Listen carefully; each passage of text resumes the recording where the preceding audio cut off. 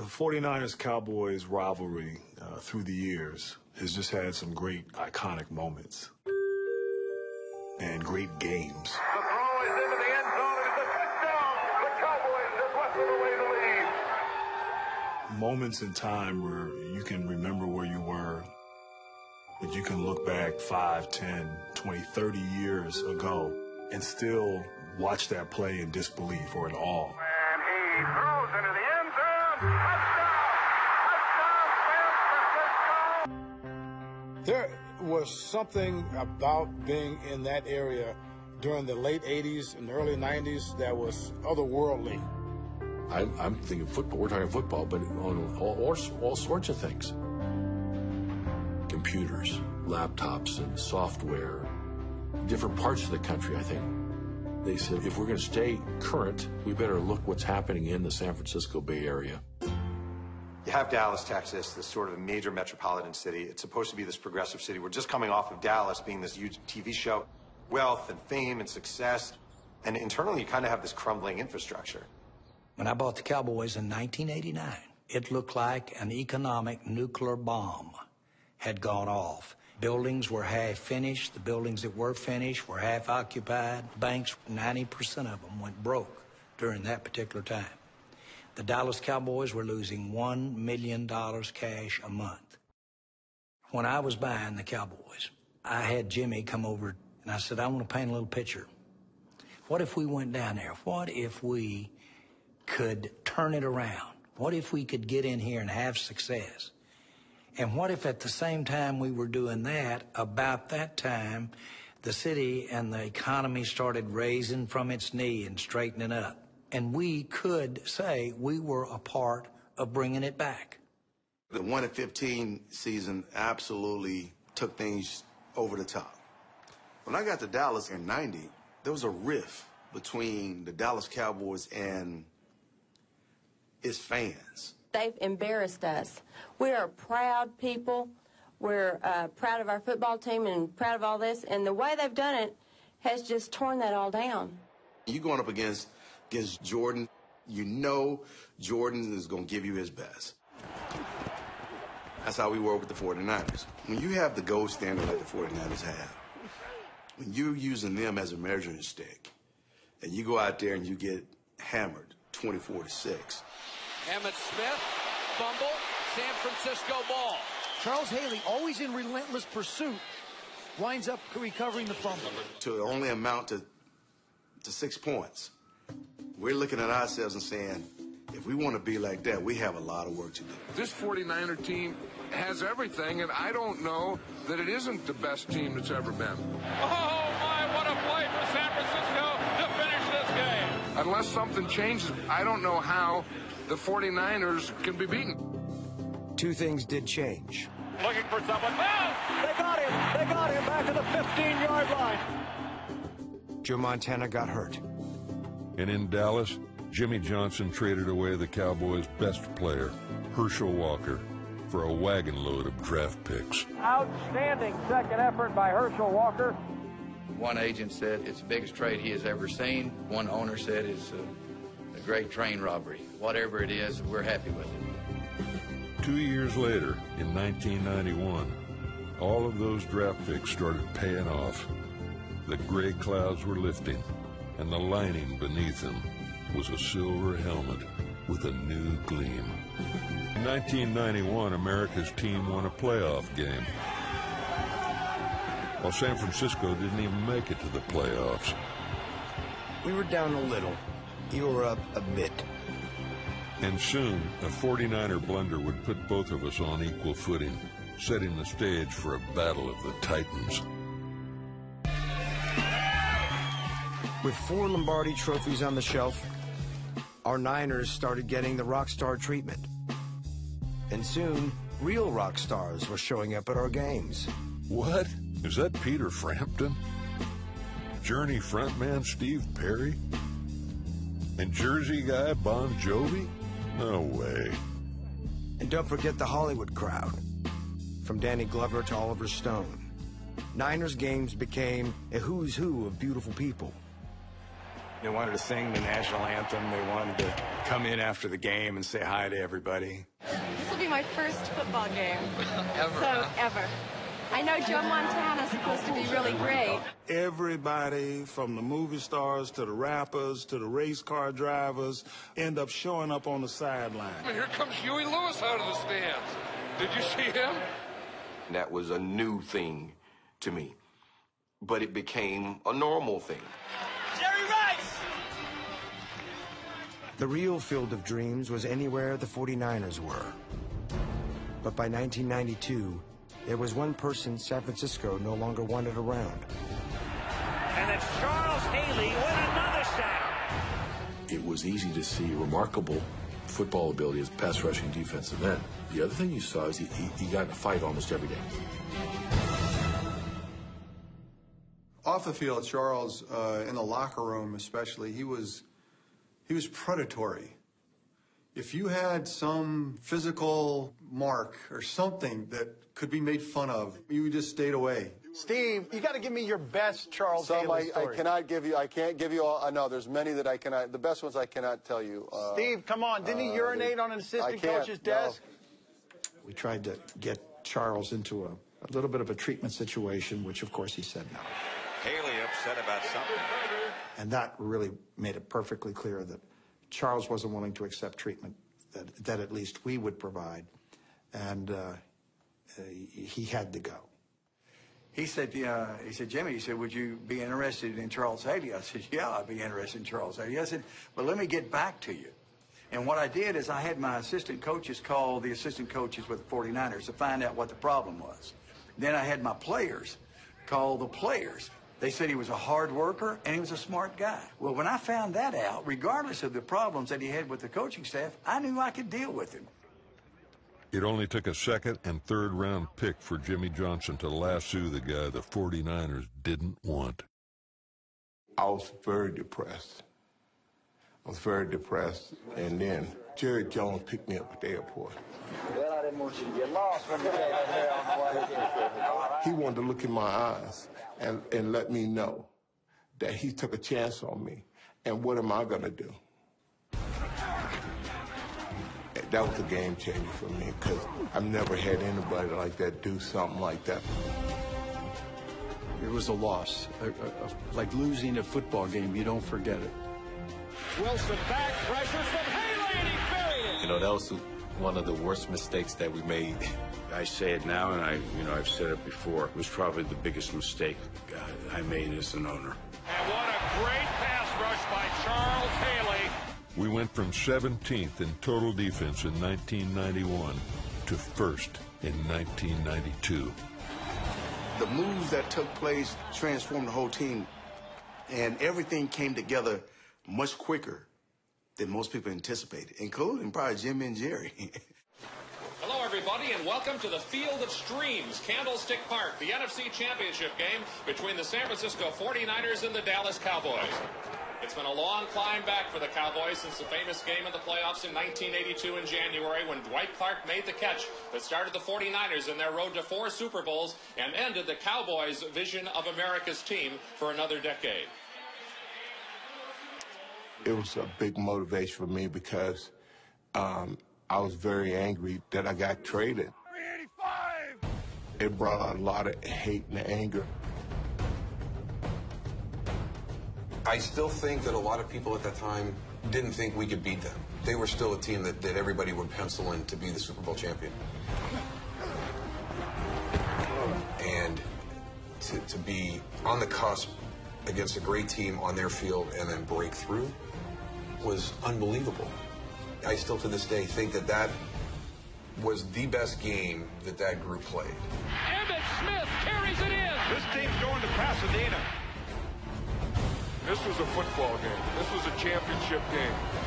This was a game you could see coming all year. You knew that these were the two best teams in football. And people had argued that it was the 49ers or the Cowboys. Today, here in Candlestick, the Cowboys proved that they were the best team. It's my most bitter loss in my career. It's the one that sticks with me. To not play great and not get everything done the way you want to, that was a painful, painful day. Cowboys! The Cowboys are going to a Super Bowl. Charles Haley has to be a happy guy, too. I mean, he's a guy who started this year with the 49ers. This is my Super Bowl. The next game we play just to be a regular game for me, because this game means more to me than anything else, just playing my ex-teammates. I think that trade is what allowed us to compete with the 49ers. I got to believe that Carmen Policy was thinking, you know, of all the teams, this was probably a mistake. Haley coming back to haunt us hurt. Knowing it was Montana's last game in a 49er uniform hurt even more. But what stings the most to this day is anytime we hear Jimmy Johnson's words from the post-game locker room. Just a couple of years ago, we're 1-15, and we got guys calling out our plays, and there's absolutely no respect from any opponent that we played against. And here we are. We're in the locker room at Candlestick, and that just comes out. How about them Cowboys? I think when he said it, you know, it was like, you heard the cheer, you know, in the background from the entire locker room. One more time. How about them Cowboys? How about we move on? After beating the 49ers in the 1992 NFC Championship, our Cowboys crushed Buffalo in Super Bowl 27. Cowboys are back on top of the mountain now. They were there in the 70s, fell off in the 80s. They're back on top now, and they should stay there a while. We were kings of the football world for the first time since 1977. After losing the 92 NFC Championship, we spent the next 8.5 months fuming, waiting for our shot at revenge. Get out of here! And the chance to prove that the 49ers were still the team to beat. We just stared at each other. I mean, we just watched each other every week win or whatever we were doing and watch the standings, and just, we knew what was coming. We met again in Week 7 of 1993. Deep ball, left side, wants it all. It's caught at the 5, and it's in for the touchdown. And who do you think it is? Michael Irvin! Despite that win, some were still doubting us when the Niners came back to Dallas for the NFC Championship. And Jimmy took umbrage. I heard Dan Reeves on the radio saying, yeah, I don't know who's going to win. It's going to be a tight ball game. The 49ers are real good, et cetera, et cetera. And I said, well, I'll solve this. I just called in, and I said, we will win the ball game. And you can put it in 3-inch headlines. We will win the ball game. Yeah, Jimmy had too many Heinekens that night, I think.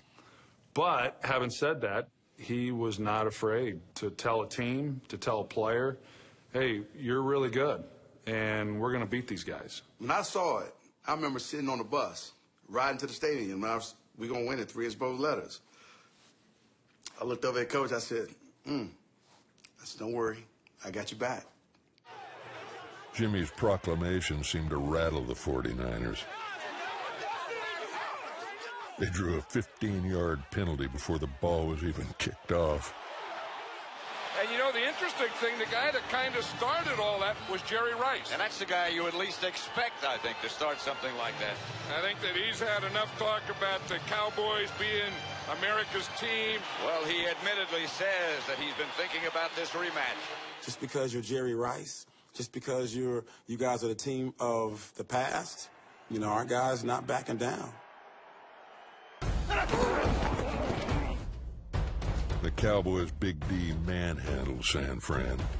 The worst part was that once again, it was former 49er Charles Haley who did the most damage. I mean, that's the way you want to hit him.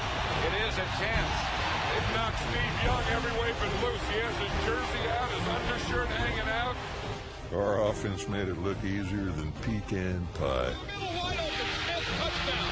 Caught it at the 5, looked around, literally parted the Red Sea. They were a machine. If we had played them 16 more quarters, it would have only gotten uglier.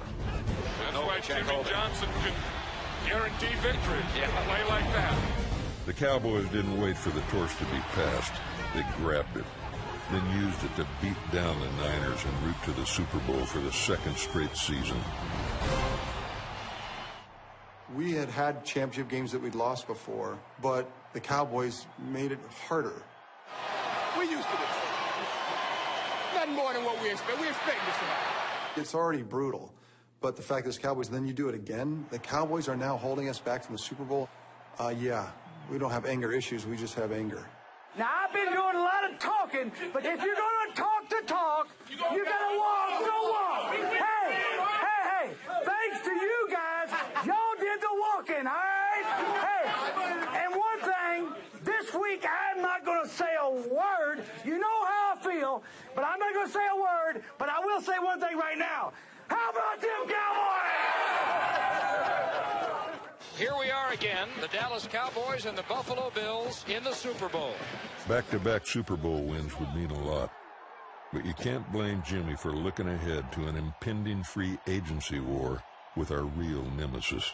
Well, that's my fault there. I'm free agent. I tried to get you to come over there. Jimmy, good luck. All right, Jimmy, Rush Limbaugh. Of course, our early negotiations with Dion got bum-rushed. All right. Thanks. Good luck. All right, thanks. Good luck. Dion, don't count me out.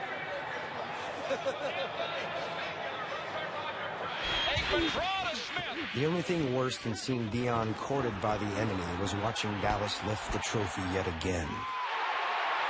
Yeah. Back to back, baby. Back to back, baby. Back, baby. Cowboys back to back in the house. It was sickening.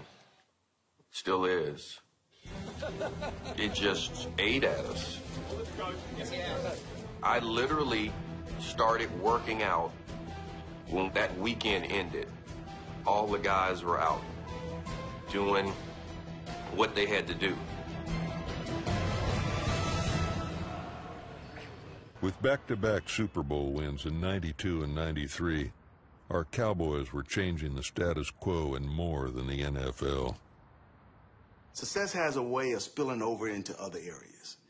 And the success of the football team was like a shot of B12 to the city of Dallas. The sounds of machinery are really the sounds of Cowboy Mania. Matt Lampier knows this for sure. Fort Worth's Lone Star Sportswear has been printing 1,000 T-shirts an hour. There's a group of guys that we got to know, and they had a little pizza shop. And he would tell us, if you guys win, I'm serving pizzas till midnight. If you guys lose, it stops when your game is over. And you kept hearing that more and more from people around town. And when you're in the middle of a great season, the impact it has on my business is unbelievable. Dallas wasn't the city it had been just 5 years earlier, let alone 25 years earlier. Hey, what's going on? In just a few short years, Jerry and Jimmy's vision of the Cowboys rising alongside their city had come together. Yes, but their relationship had come apart. In order for them to go on from here, we have mutually decided that I would no longer be the head football coach with the Dallas Cowboys. I'll never forget when Jimmy left the Cowboys.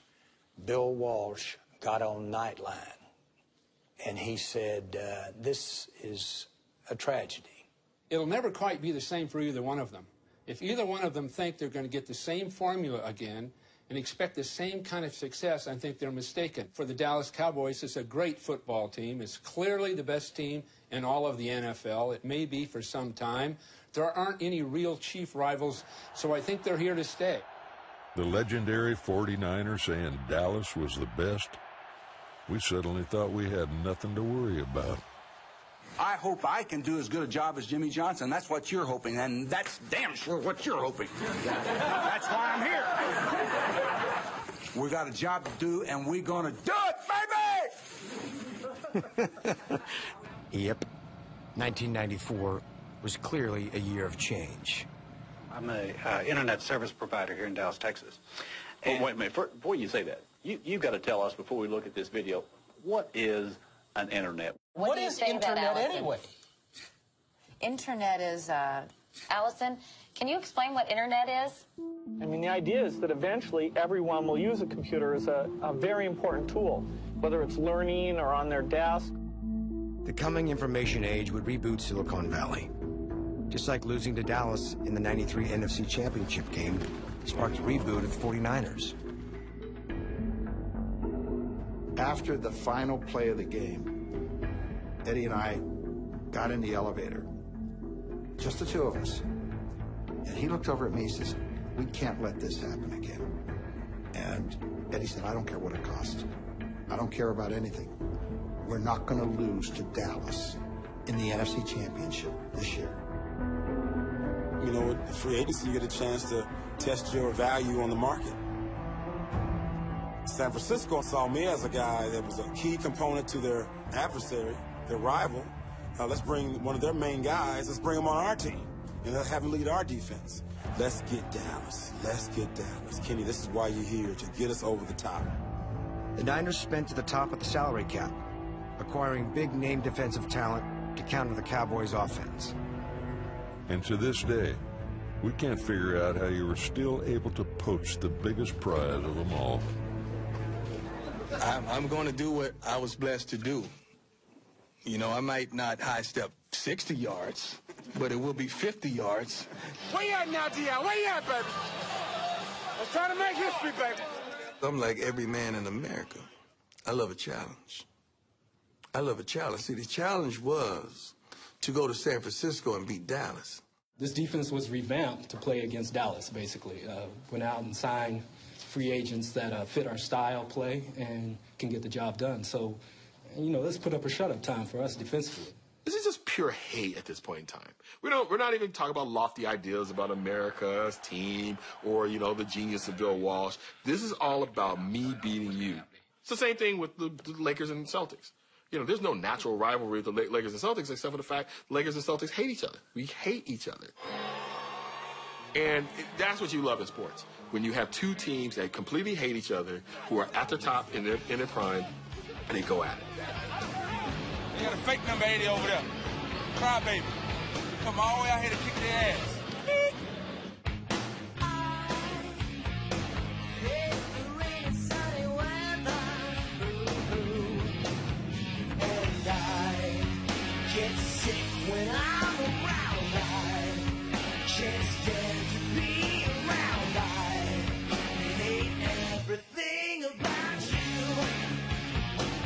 I mean, you look at them, they both had great quarterbacks, they both had great wide receivers, they both had great secondaries.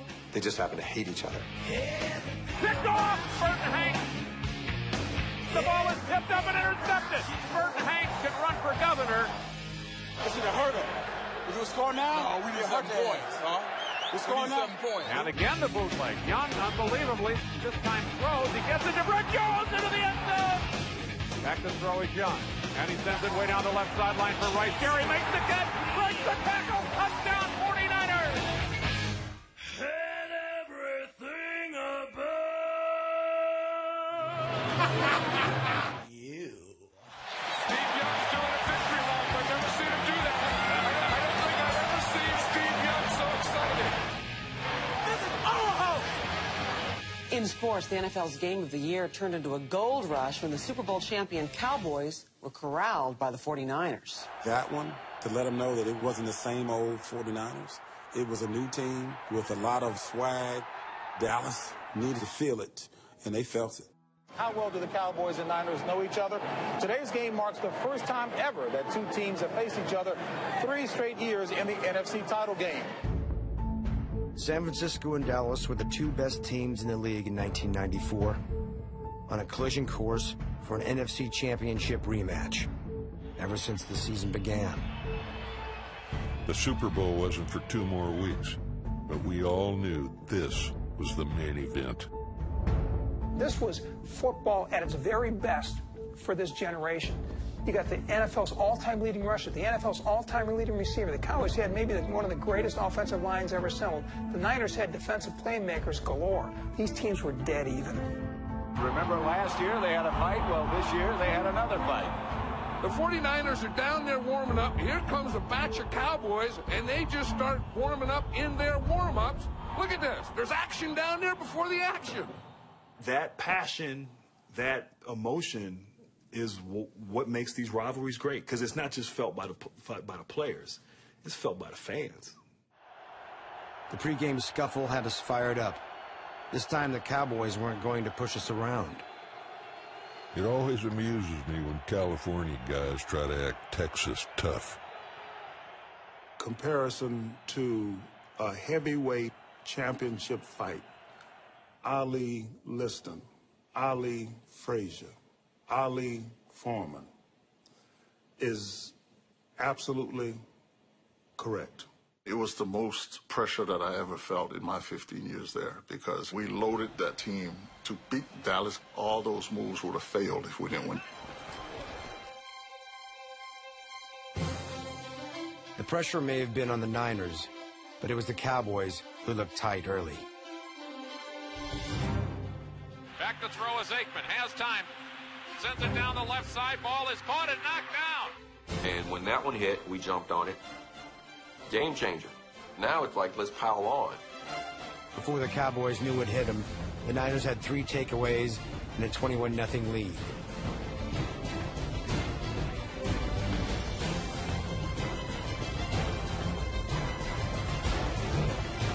I call them all up. I says, you know what's great about being down 21-0 the first 5 minutes of the game? They're all looking at me stunned. What the hell could be great about this?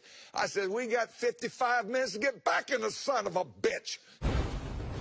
I knew it was only a matter of time before the Cowboys started playing the kind of football that had allowed us to dominate the Niners the last 2 years. Aikman to Irvin, and the game might be on yet. Sweeping left to Smith with a pitch. Banging near the goal line. Touchdown, Emmitt Smith, with 1:56 left to play in the half. I'll give you credit. Every time I thought we had your Cowboys beat, they fought back. 38-28. It's not over yet. 8:29 to go. We in this game. Damn it, we in this game. We have the upper hand on them, mentally. I think we start to create doubt. We had them at 21-0, and here they are. This rivalry was built on legacy plays. And just like Staubach's comeback in '72. And the catch back in '81. The '94 championship would be decided by a signature play that would add yet another chapter to this tale of two cities. 6:14 to go, 38-28. 2nd and 10, 43-yard line. Tension building in the crowd and on the sideline. Everything at stake, a berth in the Super Bowl. Aikman drops back to throw. Launches it way down the left side. It looks too deep and it's incomplete to Michael Irvin. Big defensive play by Sanders. Half the Cowboy team is on the field claiming pass interference. And he had Deion on that one. Boy, Deion Sanders slipped on that one. Yeah, he slipped on the brake. Whoa, close call. That may have been the defining play of the game. That was a great no call. For years, Michael Irvin dominated by pushing off. So there's no way one of the most aggressive receivers of all time can complain about a little hand check. That play was exactly why we signed Prime Time. I don't care if Deion is a coverage god. That's pass interference. He put his entire arm across Irvin's chest. The playmaker couldn't even raise his hands. It's BS. So I don't think there's any question. There's any question. That's not a flag at all. Well, it should have been called. Had they called that pass interference on Deion like they should have, we would have won. We talking about ifs? I mean, come on. I'm an analyst now. To the letter of the law, can I say, is it pass interference? Yes, I can. Please. We had a 10-point lead, and it wasn't even a scoring play. And he probably wouldn't have caught it anyway. We held you to 1 touchdown and outgained you 2-1 in the second half. You guys were on the cusp of another candlestick collapse. The only thing that fell apart was your dream of a three-peat. Here we go, 4th and 11. Aikman's back, Harris Saxon. That might about do it. And the Cowboy 2-year reign is coming to an end. I thought we had the better team. Broke my heart. Only one of 2 times I've ever teared up on a loss in the NFL. It's one of those special games that years later, we still talk about. And when we do, The argument continues over the play that decided it. Come out, when it was in the air, you started leaning and grabbing. I didn't grab you. Okay, that's your 30 seconds. This is how I see it. This is how I see it. Okay. Okay, this is how it go. You coming, you going this way. Okay, and you right here. You thought you was open, but you ain't see that red Lamborghini coming. That Lamborghini was coming. You could say that the play decided who would win the Super Bowl that year. What you call it, Marshall? Get out of here! What you say, Rich? Let it go! No argument there. By 1995, the NFL was a two-team league. Eddie DeBartolo's spending spree had tipped the balance of power back in our favor. You bought a championship.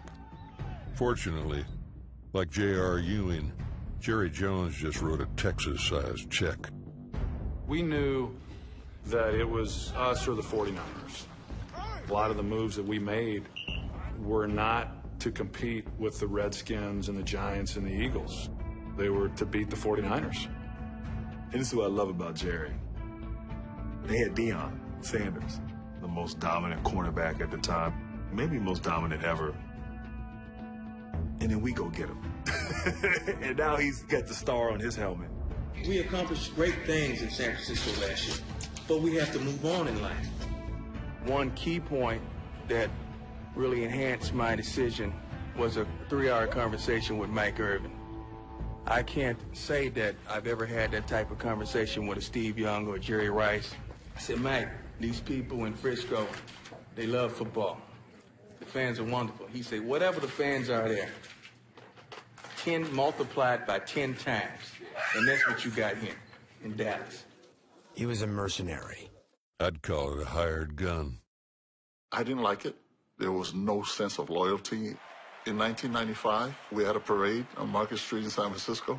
Neon Deion, Mr. Prime himself, Martin. Deion was looked at as one of the heroes. 6 months later, he's fielding a punt for Dallas, and he's getting booed. I don't care what it takes. You get me Deion. Deion. Are you ready? I was born ready. Run, cowboy. Life imitated art. The Cowboys had become a soap opera. Who cares? Hot dang, if I had 11 men like that, I could rule the world. Dynasty was a better show anyway. We went and played Dallas in Dallas in 1995, undermanned without Steve Young. The media from the Bay Area didn't travel with us to Dallas. They thought we were going over there to get executed.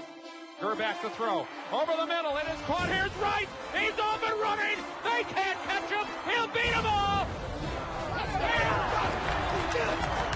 Gerback goes back to throw and a little short pass. Over the middle of Bill. He's in. He high steps it like a certain number 21 used to do. From a man standpoint and a player standpoint, it was one of the most important wins of my career.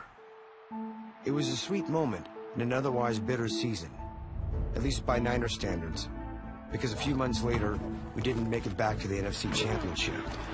And boy, did we miss you, en route to our 3rd Super Bowl win in 4 years. We did it our way, baby!